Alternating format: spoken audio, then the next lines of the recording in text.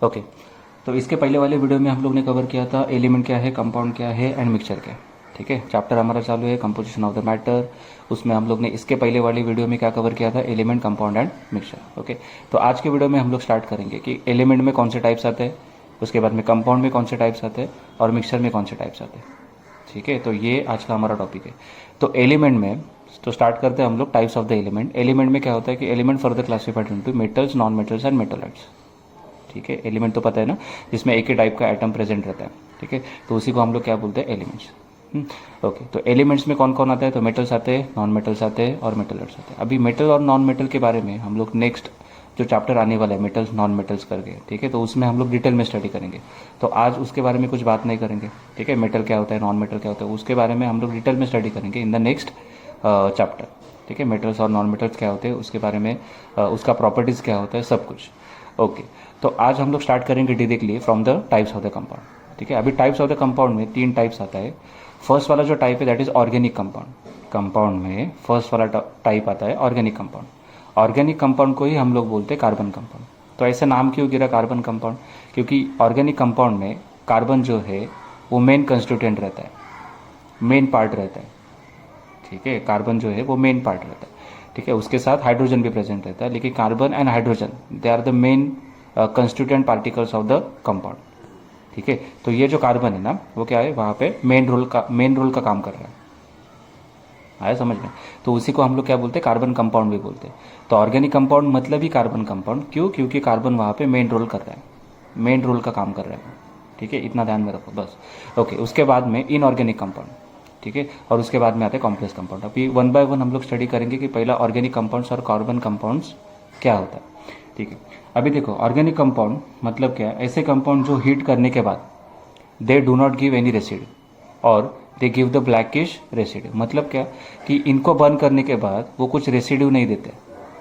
Burn करने के बाद जो रेसिड्यू बचता है वो अभी बचने वाला नहीं। अभी रेसिड्यू मतलब क्या, देखो किसी भी सब्सटेंस को बर्न करने के बाद, समझा, किसी भी सब्सटेंस को बर्न करने के बाद जो भी कुछ पार्ट वहाँ पे रहता है, बचता है, उसी को हम लोग क्या बोलते हैं, रेसिड्यू बोलते हैं।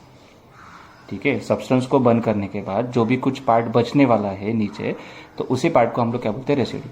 लेकिन उन्होंने क्या बोला है कि ऑर्गेनिक कंपाउंड में या ऑर्गेनिक कंपाउंड को बर्न करने के बाद कुछ रेसिड्यू बचता ही नहीं है।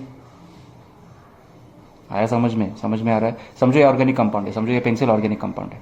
ठीक है, फॉर एग्जांपल ये पेंसिल जो है ऑर्गेनिक कंपाउंड है, इसको बर्न करने के बाद नीचे कुछ बचेगा ही नहीं। बर्न करने के बाद जो पार्ट बचता है ना वो अभी बचने वाला नहीं है। क्यों? क्योंकि ये ऑर्गेनिक कंपाउंड है। क्लियर? तो बर्न करने के बाद अगर कुछ पार्ट बचता नहीं है, मतलब कुछ रेसिड्यू नहीं बचता वहाँ पे, तो उसी को हम लोग क्या बोलेंगे, ऑर्गेनिक कंपाउंड। ठीक है, क्लियर? रेसिड्यू मतलब समझा ना? हाँ, जो बर्न करने के बाद जो पार्ट वहाँ पे रहता है उसी को हम लोग क्या बोलते हैं, रेसिड्यू। तो रेसिड्यू अगर नहीं रहा तो बोलेंगे ऑर्गेनिक कंपाउंड है। तो हर बार ऐसा ट्रू नहीं है, मतलब कभी कभी रेसिड्यू रहेगा, ऑर्गेनिक कंपाउंड को बर्न करने के बाद भी रेसिड्यू रहेगा, लेकिन वो अगर रेसिड्यू ब्लैकिश कलर में है तो हम लोग पहचान सकते हैं कि ये ऑर्गेनिक कंपाउंड है। समझा? मतलब एक तो रेसिड्यू बचता नहीं, मतलब रेसिड्यू रहता नहीं है वहाँ पे। अगर रेसिड्यू है तो वो ब्लैकिश कलर में रहेगा, देखो यहाँ पे, और गिव द ब्लैकिश रेसिड्यू। अगर रेसिड्यू उसने दिया भी, बर्न करने के बाद रेसिड्यू दिया भी, तो वो ब्लैकिश कलर में रहेगा। अभी ब्लैकिश कलर क्यों आता है, क्योंकि उसमें कार्बन प्रेजेंट है ना, इसके लिए ब्लैकिश कलर आता है। समझा? क्लियर? ओके, तो क्या क्या बताया मैंने, ऑर्गेनिक कंपाउंड मतलब ऐसे कंपाउंड जो बर्न करने के बाद, जो हीट करने के बाद कुछ रेसिड्यू नहीं देते, उसी को हम लोग क्या बोलते हैं, ऑर्गेनिक कंपाउंड। जैसे कैम्फर रहता है, कैम्फर तो पता है ना सब लोग को, कैम्फर को बर्न करने के बाद कुछ बचता ही नहीं है, कैम्फर। ठीक है, कैम्फर को बर्न करने के बाद कुछ बचता नहीं, तो वो क्या हो गया, ऑर्गेनिक कंपाउंड हो गया। समझा अभी? और बचेगा भी, अगर बचता है रेसिड्यू, ठीक है, मतलब रेसिड्यू है अगर उधर, ठीक है, तो वो कौन से कलर में रहेगा, ब्लैकिश कलर में रहेगा। तो हम लोग आइडेंटिफाई कर सकते हैं, अगर ये रेसिड्यू ब्लैकिश कलर में है तो जो कंपाउंड हीट किया गया है वो क्या है, ऑर्गेनिक कंपाउंड है। खत्म। क्लियर? समझा आता है? सेकंड वाला पार्ट देखो, सेकंड वाला पॉइंट देखो, the blackish residue is due to the carbon. अभी तो मैंने बताया ये ब्लैकिश कलर आता कहाँ से है, क्योंकि वहाँ पे कार्बन है ना। ठीक है, कार्बन क्या है, as a main constituent of the organic compound. Organic compound का मेन रोल जो है ना वो किसका है, तो कार्बन का है। कार्बन उसमें मेन रोल कर रहा है। ठीक है, तो कार्बन की वजह से ब्लैकिश कलर आता है, किसको, रेसिड्यू को। अगर रेसिड्यू है तो उसको ब्लैकिश कलर रहेगा। ठीक है, फॉर एग्जांपल कार्बोहाइड्रेट्स, देखो कार्बन, कार्बोहाइड्रेट्स मतलब है कार्बन और हाइड्रोजन से बना हुआ कंपाउंड। प्रोटीन्स, उसमें भी कार्बन हाइड्रोजन रहेगा। Hydrocarbon, carbon hydrogen, clear. Carbon और hydrogen they will act as a main constituent particle, वो मेन कंस्टिट्यूएंट रहेगा carbon and hydrogen organic compound में, ठीक है। और फिर से एक बार बोल रहा हूँ कि ऑर्गेनिक कंपाउंड क्या है, हीट करने के बाद कुछ रेसिड्यू नहीं देते तो उसी को हम लोग क्या बोलते हैं, ऑर्गेनिक कंपाउंड। और रेसिड्यू दिया भी तो वो ब्लैकिश कलर में रहेगा। खत्म। तो ऑर्गेनिक कंपाउंड यहाँ पे फिनिश हो गए। अभी देखो इनऑर्गेनिक के पास जाते हैं। अभी ये लोग क्या कर रहे थे, बर्न करने के बाद या हीट करने के बाद कुछ रेसिड्यू नहीं दे रहे थे, लेकिन इनऑर्गेनिक कंपाउंड्स रेसिड्यू देते हैं, ठीक है। हाँ, लेकिन यहाँ पे ब्लैकिश कलर नहीं रहेगा, क्योंकि यहाँ पे ऐसा मैंने बोला है कि कार्बन कंपाउंड है ये, नहीं। इनऑर्गेनिक कंपाउंड में कार्बन नहीं रहेगा, अभी रहेगा तो मेन रोल में नहीं रहेगा। इनऑर्गेनिक कंपाउंड में अगर कार्बन है भी तो वो मेन रोल में नहीं रहेगा। ऑर्गेनिक कंपाउंड मतलब क्या, the compound that decompose on strong heating to leave a residue behind are inorganic compound. जो कंपाउंड हीट करने के बाद कुछ रेसिड्यू देते हैं तो उसी को हम लोग क्या बोलते हैं, इनऑर्गेनिक कंपाउंड, ठीक है, क्लियर। अभी कॉम्प्लेक्स कंपाउंड के पास जाते हैं। कॉम्प्लेक्स कंपाउंड में क्या होता है, नाम से ही पता चलता है कि ये जो कंपाउंड है वो कॉम्प्लेक्स है। कॉम्प्लेक्स क्या है, लेकिन उनका स्ट्रक्चर कॉम्प्लेक्स है। उनका जो स्ट्रक्चर रहता है ना वो बहुत ही कॉम्प्लेक्स रहता है। The molecule of the compound have a complex structure. उनका जो स्ट्रक्चर है वो सिंपल कंपाउंड नहीं है, वो बहुत ही कॉम्प्लेक्स स्ट्रक्चर रहता है उनका, ठीक है। अभी उसका अगर फोटो वीडियो में अगर मैं डाल सकता हूँ तो ट्राई करता हूँ, ठीक है। जिन कंपाउंड के पास, जिस भी कंपाउंड के पास अगर कॉम्प्लेक्स स्ट्रक्चर है तो उसी को हम लोग क्या बोलेंगे, complex compound. They are form by the many atoms, देखो उसमें बहुत सारे एटम्स रहेंगे। And in the centre of this structure the metal atom are also included. इनके बीच में ना, मतलब सेंटर में इनका बहुत बड़ा स्ट्रक्चर रहेगा, जैसे बहुत बड़ा स्ट्रक्चर रहेगा और सेंटर में क्या रहता है, मेटल एटम रहता है। ऐसे स्ट्रक्चर बहुत बड़ा रहेगा इनका, कंपाउंड का, इन कंपाउंड का स्ट्रक्चर बहुत बड़ा रहेगा और सेंटर में क्या रहेगा, मेटल एटम प्रेजेंट रहता है, ऐसा उन्होंने बोला, ठीक है, क्लियर, ओके। तो क्या क्या बताया, types of the compound. Types of the compound में कौन सा आता है, ऑर्गेनिक कंपाउंड। ऑर्गेनिक कंपाउंड में मेन रोल किसका रहता है, मेन पार्टिकल कौन सा रहता है, कार्बन रहता है, ठीक है। हाँ, ये कंपाउंड बर्न होने के बाद, हीट करने के बाद कुछ रेसिड्यू नहीं बचता तो उसी को हम लोग क्या बोलते हैं, ऑर्गेनिक कंपाउंड। जो रेसिड्यू नहीं देते उसी को हम लोग बोलेंगे ऑर्गेनिक कंपाउंड, ठीक है। और रेसिड्यू दिया भी तो वो कौन से कलर में रहेगा, ब्लैकिश कलर में रहेगा। ब्लैकिश कलर क्यों आता है, क्योंकि कार्बन वहाँ पे प्रेजेंट है, इसके लिए ब्लैकिश कलर आता है, ठीक है। उसके बाद में हम लोग गए इनऑर्गेनिक के पास।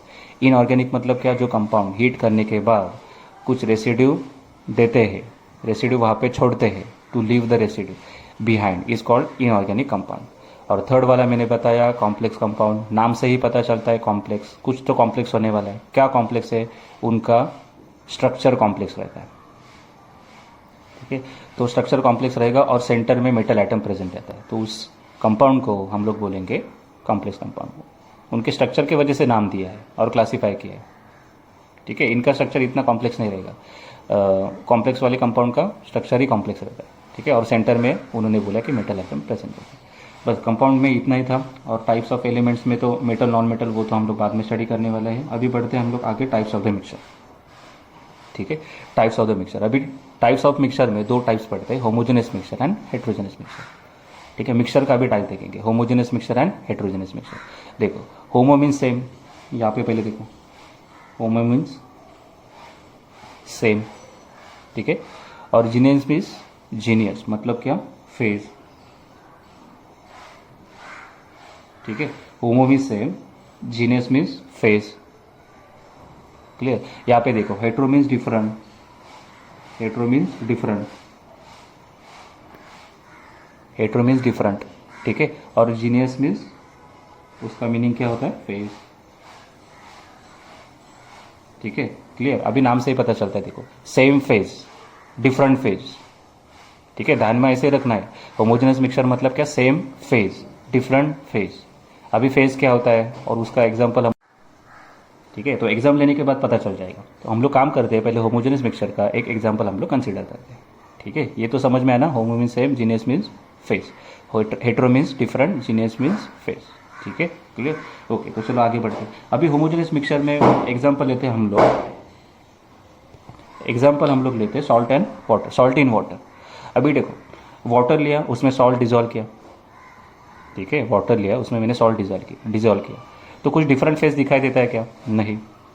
डिफरेंट फेज मतलब क्या, देखो, ऑयल प्लस वाटर का पहले एग्जांपल लेते हैं, ठीक है। ऑयल प्लस वाटर, समझो मैंने यहाँ पे एक बीकर ले लिया, ठीक है, यहाँ पे वाटर था, ठीक है, यहाँ पे वाटर था पहले, ये क्या है, वाटर, उसमें मैंने क्या कर दिया, ऑयल डाल दिया।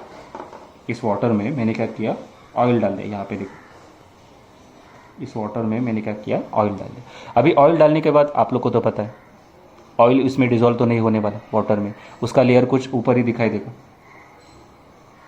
ऑयल जो है उसका जो लेयर है वो ऊपर दिखाई देगा, देखो ये ऑयल है सब, ये सब ऑयल है, और नीचे क्या है, वाटर है, ठीक है। अभी ऑयल का डेंसिटी कम है ना, तो वो ऊपर रहेगा, इसका डेंसिटी कम रहता है, वो किधर रहता है, ऊपर रहता है, ठीक है। तो ऑयल का डेंसिटी कम है तो वो ऊपर रहेगा, वाटर का डेंसिटी ज़्यादा है तो थोड़ा नीचे रहेगा, ठीक है। ऐसा दो लेयर बनता है, देखो। तो इसी को हम लोग क्या बोलते हैं, फेस। देखो ये जो पार्ट बना है ना, ये इतना जो पार्ट है, ठीक है, इसी को हम लोग क्या बोलते हैं, फेस। ये एक फेज हो गया, ये किसका फेज है, ये ऑयल का फेज है। ये नीचे वाला जो फेज है वो किसका फेज है, वो वाटर का फेज है, ये भी एक फेज बन गया, समझा यहाँ तक। तो यहाँ पे दो दो फेज बन रहा है, क्लियर। तो ऐसा मिक्सचर, अभी ये भी क्या है, मिक्सचर ही है, बराबर ना।